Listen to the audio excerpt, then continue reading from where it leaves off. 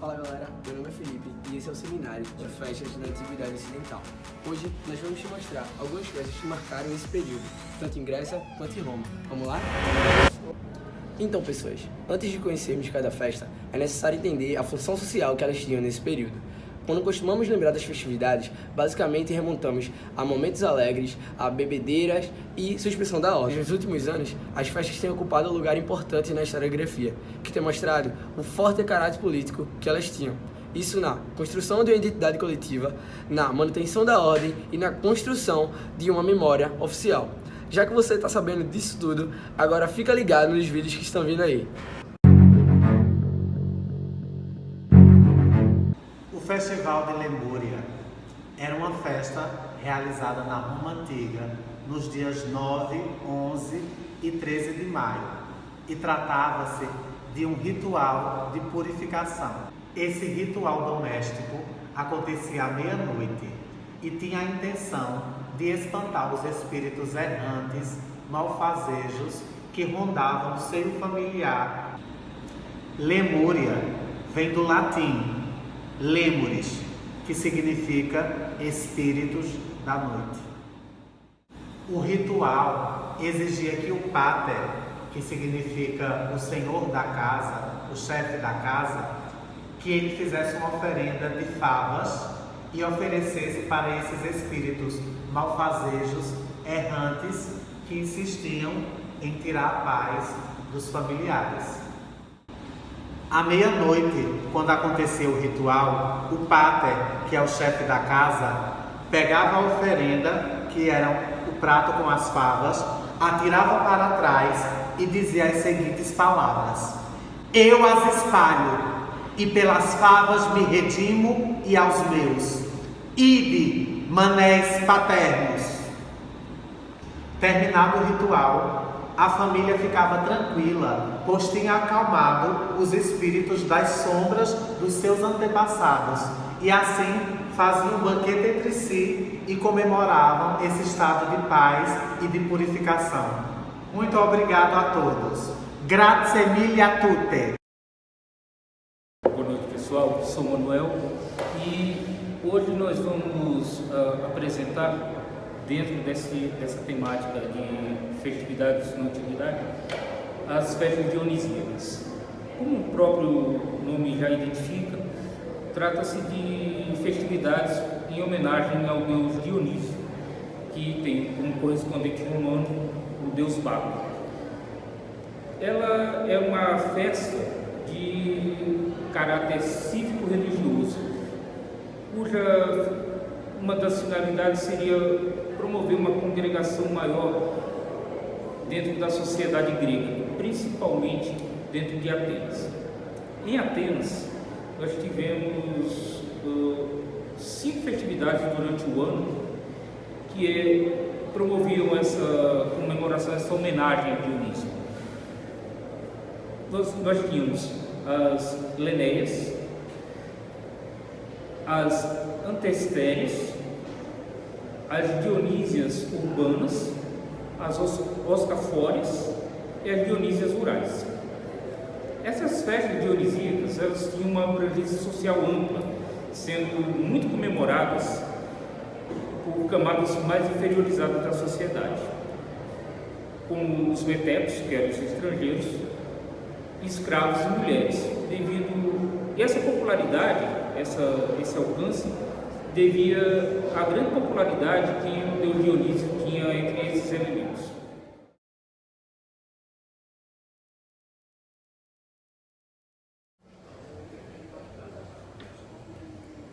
Boa noite, galera. Meu nome é João, eu faço parte do grupo de festas. Vou falar para vocês sobre a festa do Bacanal. Antes de falar da festa do Bacanal, vou falar também um pouco sobre o deus que dá origem a essa festa.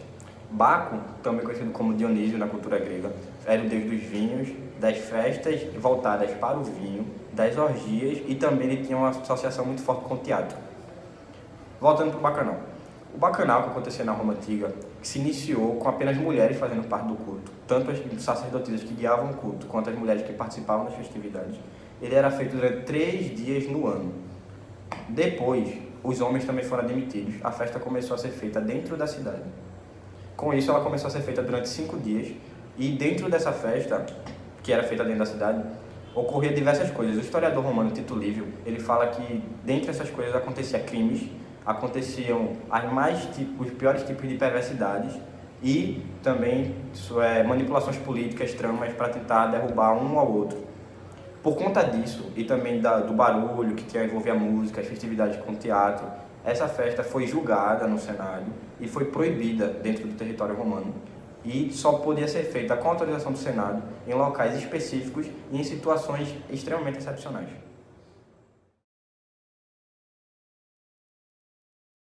Oi galera, eu sou a Amy. Eu sou a Joana. A gente veio conversar um pouco sobre o casamento de Grécia e Roma. E lá na Grécia Antiga, as meninas esperavam por essa data durante muito tempo. Tanto é que desde a sua infância, o pai ou o tutor da menina já estava ali conversando, negociando com a família do noivo.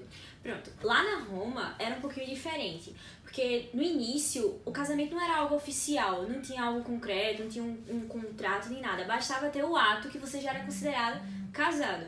Com o tempo isso vai acabar mudando, vai criar um contrato, vai criar uma cerimônia com banquetes que vai criar um casamento oficial romano.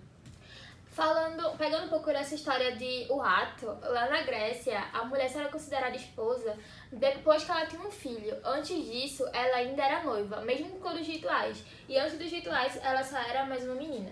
Isso, de menina, o que me chocou um pouco quando eu fui pesquisar sobre o casamento é que meninos a partir dos 14 e as meninas a partir dos 12 anos, eles já podiam se casarem. Então assim, vocês imaginam uma menina de 12 anos com a classe mais humilde, tendo que se casar com um cara mais velho do que ela e ficando grávida dos 12, 13 anos. Então, assim, muitas meninas acabavam morrendo durante o parto e tendo complicações durante a gravidez também. Lá na Grécia, por começar essa negociação muito cedo, elas também acabavam se casando mais cedo ainda. Tanto é que a mulher, normalmente, até os 24 anos já estava casada. Então era de 14 até os 24. Claro que acontecia delas casarem depois, mas aí já era um pouco mais difícil dela conseguir essa tal formação de contrato e tudo mais. Já o homem era depois dos 30 anos que ele começava a se planejar uma vida e tudo mais.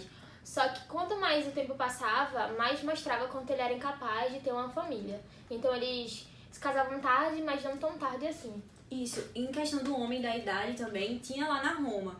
Então, homens entre 25 e 30 anos que não tivessem uma família, uma esposa ou principalmente filhos, já eram mais mal vistos dentro da sociedade, tipo, se tem alguma coisa estranha aí, por que ele não se casou? Porém, homens que tinham essa faixa etária de idade, ou até mais velho mesmo, que fossem da elite e fossem patrícios, aí sim eles podiam encontrar esposas. Então ocorria casos de homens de 35 anos, 40, se casando com meninas de 15 e 16 anos na época, mas de elite, né?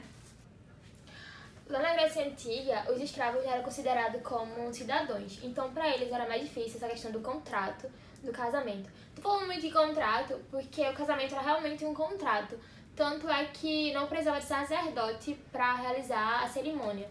Então, a questão também do dote, de famílias que tinham mais renda e que não tinham tanta renda assim, também era diferente, obviamente. E a questão de que eles cultuavam os deuses. Porque a mulher, quando estava na casa do pai, ela cultuava tal deus. Então, quando ela se casava, ela tinha que cultuar o deus do marido. E aí, o jeito que cada família cultuava cada deus era diferente também, mas os rituais eram praticamente os mesmos. Tanto é que eu achei interessante a parte do noivo, ele pegava todos os brinquedos que ele tinha e sacrificava para a deusa da virgindade, que era Ártemis. E eles também cultuavam, normalmente era o deus Zeus e Hera, que era conhecido também como um deus que abençoaria o casamento, o deus da fertilidade e tudo mais. Isso, também lá na Roma tinha essa questão muito de contrato, principalmente no finalzinho, como eu falei pra vocês no início do vídeo, que o objetivo do casamento romano era praticamente dois. Primeiro, gerar filhos, e segundo, ter laços econômicos e políticos entre as famílias. E quem é que podia e quem não podia se casar lá na Roma? Primeiro, quem podia se casar eram os patrícios, e depois, com várias leis, vai poder ocorrer o casamento entre patrícios e plebeus. E quem é que não podia se casar? escravos, estrangeiros, prostitutas, tanto que mulheres que passavam da idade eram comparadas com as prostitutas, porque já que as prostitutas não podem se casar, você também passou da idade, então você tá comparando com tal.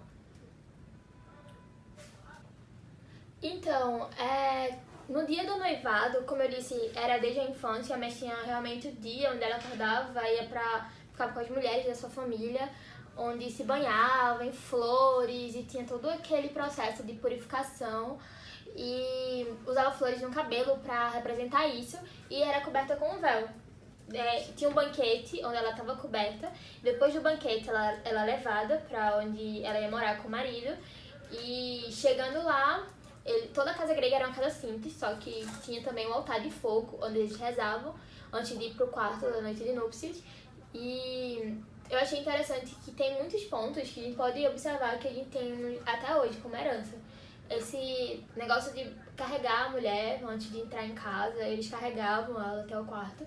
E uma coisa que é muito engraçada é que no dia da noite de núpcias ficavam pessoas cantando na porta até acabar e no outro dia tinha outro banquete, eles agradecendo e tudo mais. E a data do casamento, eles preferiam casar entre janeiro e fevereiro, acreditavam que aquele mês ia dar mais sorte, ia gerar mais filhos. E o propósito era ter realmente o filho homem. Como eu falei no início, a mulher era como se fosse um pouco como um fardo, porque ela ia se deslocar, ela ia ter que mudar o Deus que cultuava e por mais que eles não ligassem muito para sobrenome, mas ainda o homem podia levar continuidade, porque tudo que tinha dentro da família. Pronto. Lá no noivado romano acontecia, era bem estruturado, tinha uma ordem. Então ocorria a cerimônia, ocorria a troca das alianças. Então essa tradição que temos de chegar no casamento e trocar as alianças vem desde a Roma Antiga. Então a aliança era feita de bronze e logo depois vai ser mudado para o ouro. Então tinham até como se fosse uma lenda para eles, que eles colocavam a aliança no anelar esquerdo, porque dizia que tinha um nervo que vai do dedo até o coração. Então também essa tradição de usar o anel. Então essa questão de usar o anel vem desde uma tradição da Roma Antiga, né? O que eu também achei legal é na parte de quebrar o contrato do casamento, que era uma coisa possível. Tinha a relação do adultério, onde a mulher, com certeza, era a pior figura se acontecesse. O marido podia matar ela em praça pública e tudo mais. E o homem também sofria alguns tipos de preconceito se acontecesse, mas não era tão rigoroso quanto era com a mulher. Ele só sofria mais se fosse pego dentro de um adultério com a mulher de outra pessoa. Aí o lance ficava muito louco. Mas se não fosse isso, ele era só aquela figura que, nossa. E eles podiam quebrar por outros motivos, como também a mulher não gerar filhos, mas se o problema for com o marido, ela podia gerar do irmão, do marido, e isso seria como fosse do marido e tudo mais. E pra quebrar o contrato, eles faziam o mesmo ritual do casamento, a questão do bolo, onde eles tinham um bolo de flores, onde eles cortavam pra dizer que eles realmente tinham casado, e pra eles quebrarem, eles também faziam um bolo, mas eles não cortavam. E aí era pra ensinar que eles realmente estariam cortando os laços. Mas o adultério era o último, a separação era o último caso, porque ainda não era aquele negócio muito normal você casar, ter relações, separar, casar de novo, então era o último dos últimos casos. E a mulher sempre saía mais prejudicada nessa história. Sim, Amy tinha falado no início do vídeo que o casamento grego era aquela coisa bem tradicional, que vai desde a infância e etc. Existiam vários tipos de casamentos romanos. Então, assim, você poderia se casar porque sua família escolheu ou porque você praticou o ato antes do próprio casamento. Podia também em relação de famílias, também contrato de famílias. Também um sacerdote também poderia estar presente. Então, tinha vários tipos de casamentos romanos. E assim, essa questão de penalidades por conta do adultério também era muito, muito pesado lá na Roma, e principalmente para a mulher. O homem que cometesse o adultério, ele iria sofrer as consequências? Sim. Mas, por exemplo, se um homem cometesse um adultério com uma prostituta, ou se não com a escrava, ele não sofreria pena nenhuma, ele seria, tudo bem, você fez nada demais, você não fez nada, na verdade. Então, se fosse o contrário, se fosse uma mulher, ela sofreria penas sim. Então, o homem ele poderia matar sua esposa, como também matar o amante da sua esposa. Porém, tem uma coisa que é o seguinte, o marido ele podia matar a esposa? Podia, mas ele teria que também matar o amante. Até porque, se ele não matasse a esposa e o amante, seria considerado um homicídio. Então, ele iria ser julgado por homicídio e não penalizado por esse crime. E a questão do bolo, eu fico me questionando o seguinte, que hoje em dia tem muitas pessoas que quando se casam, pegam o bolo, depois passa um ano, deixa ele na geladeira, passa um ano, descongela e come, porque pra mostrar aquele laço. Será que essa tradição de bolo veio desde a Grécia? Será? A gente já observou que tem muita coisa que a gente pode relacionar com os dias de hoje, né? Sim. Mas isso aí vai ficar pra vocês pesquisarem em casa. Também, né? Porque se vocês verem, tem um véu, tem aliança, o bolo agora que é uma interrogação, né? Então é aquela coisa, gente. Se você gostou do nosso trabalho, dê um like. Principalmente Lídia. Na verdade, não dê só um, dê 10. Seria incrível. Aqui, ó, no cantinho esquerdo. Esquerdo.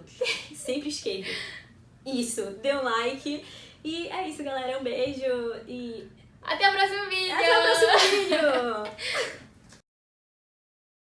Tchu, tchu, tchu, tchu, tchu, tchu, tchu, tchu, tchu, tchu, tchu, vai descendo até o chão, vai descendo até o chão, vai descendo até o chão, deixa os braços desgovernar, deixa os braços desgovernar.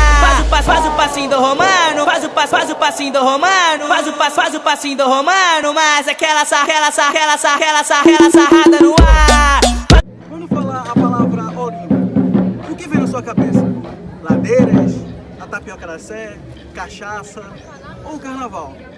Mas falando em carnaval, você sabe qual é a origem do carnaval? Você sabe qual foi as influências que o carnaval que a gente tem hoje em dia, tanto aqui em Olinda como no Recife Antigo, sofreu dos povos antigos? Então nesse vídeo eu vou explicar direitinho como é que funcionava o carnaval na antiguidade. Falando sobre a origem do carnaval, a gente pode voltar um pouquinho para Roma Antiga, onde no final de cada ano lá, eles tinham as festas saturnais, que eram para agradecer ao rei Saturno, que era o deus da colheita, da agricultura. Então eles faziam essa festa para agradecer a colheita que eles tiveram no ano. Muitos pesquisadores ficam na dúvida de qual é de fato a origem da palavra carnaval. Alguns acreditam na palavra carrum navalis, que eram os carros-navios, que existiam, que era como se fosse pra gente hoje em dia os carros alegóricos. Eram os navios, como se fossem os navios com as rodinhas passando nas ruas romanas. Outra palavra era a carne levare, que era ficar livre da carne. Mas essa expressão era mais utilizada na Idade Média, pois era um tempo mais religioso, onde a igreja tinha uma força maior. Então essa expressão carne levare era muito frequente. Outro detalhe que fica bastante que é bastante curioso na Roma Antiga, nessas festas, era a troca de classes. Como assim troca de classes?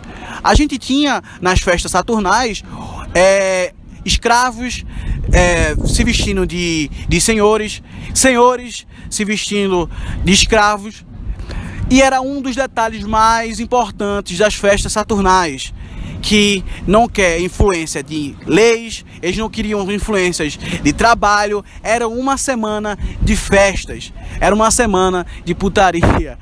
Então, a partir daí, os escravos eram soltos. Interessante pensar nisso aí. Os escravos eram soltos por uma semana, iriam jogar dados, iriam jogar jogos de azar. E o interessante também é que esses jogos de azar eram banidos o ano todinho, mas quando chegava nas festas saturnais, no final do ano, eles eram permitidos. Então, para encerrar, a gente quer fazer essa comparação com o carnaval daqui de Olinda, com o carnaval da Roma Antiga, porque foi lá a sua origem. Muito obrigado. Sendo cultuadas por mulheres, para o deus Baco, também conhecido como Dionísio, eram feitas fora da cidade e eram feitas durante 3 dias no ano. Caiu o telefone. Só para ver se tá saindo de boa, tranquilo, beleza, legal. Fala assim, eu fumo maconha. Pô, meu irmão, para ver se tá saindo a minha voz, né? Vocês não. Fala você.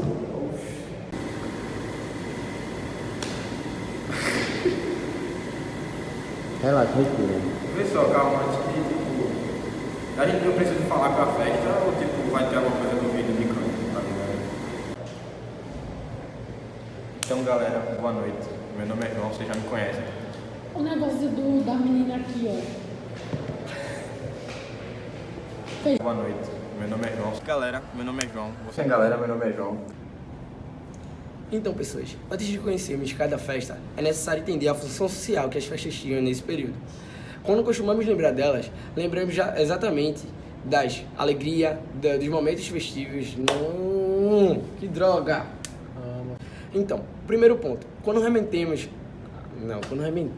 a emoção da festa era simplesmente a manutenção da ordem pública, da ordem social. Era também... Não, tá errado, mano. Tá errado. Então, voltando para essa comparação entre o carnaval de Pernambuco com o carnaval de Roma, a gente tem a questão dessa troca de vestimenta, onde nas festas saturnais o escravo se vestia de senhor. Lembra que eu falei? Pronto, a gente pode fazer essa referência com o carnaval de hoje em dia, onde o homem se veste de mulher e a mulher se veste de homem no carnaval. Então, vale refletir sobre isso e... E aí, galera, eu sou a Amy. Eu sou Joana. Ela travou de Eu novo. sou Joana. Estamos no iCarly. Ai, não. Disse. De Grécia e Roma. Eu vou começar dizendo desde a sua infância pro tão esperado dia. Tanto é que o noivado podia ser... Posso cortar essa parte? Continuar daí? Mano, tu poderia... Não? Tá. Vou falar um pouco sobre o casamento de Grécia e Roma. Ah, tá, sou eu. Oi, tudo bom? Opa, que pariu, Joana. Porra, Joana, caralho, que bicha burra do caralho. Não tem problema não. Isso... Caralho, Joana. Calma. Então, Do pat... Porra! Caralho! Ah, caralho! Já. Boa noite. Porra, Neto. Ela vai virar pra gente todo filma aí. E aí, consigo não, eu vou rir. Fechou, né? Vai falar, quem sou eu, vou rir.